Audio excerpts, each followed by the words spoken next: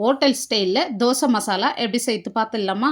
அதுக்கு ஒரு பேன் வச்சுட்டு ஆயில் சேர்த்துடலாம். ஆயில் சூடே இருந்தால் 1/2 ஸ்பூன் கடுகு, 1 ஸ்பூன் உளுந்து, 2 ஸ்பூன் கடலைப்பருப்பு, 1/2 ஸ்பூன் சோம்பு, பொடியாக நறுக்கின இஞ்சி, காரத்துக்கு ஏற்ற பச்சை மிளகா, ஒரு கொத்து கருவேப்பிலை, கொஞ்சமாக பெருங்காயம் சேர்த்துக்கலாம். பெரிய சைஸில் 3 வெங்காயம் நல்லா நீல வாக்கில் கட் பண்ணியிருக்கேன்.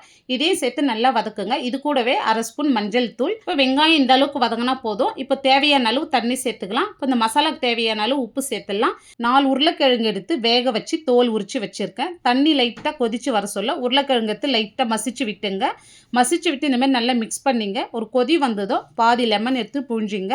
இப்போ கொத்தமல்லி பொடியாக நறுக்குந்து சேர்த்து இறக்குனா நம்மளுக்கு தோசை மசாலா சூப்பராக ரெடி ஆயிடுச்சு. இப்போ தோசை ஊற்றி எடுத்துக்கலாம். இப்போ இதுக்கு மேலே நெய் இல்லைன்னா ஆயில் சேர்த்துங்க. இப்போ தோசை நல்லா வெந்து வந்ததும் மசாலா வச்சு மடித்து எடுத்துக்கலாம். அவ்வளோதான், தோசை ரெடி ஆயிடுச்சு பாருங்கள். இந்த மசாலா தோசையோடு வச்சு சாப்பிட சொல்ல சூப்பரான காம்பினேஷனாக இருக்கும். நீங்களும் ட்ரை பண்ணி பாருங்கள்.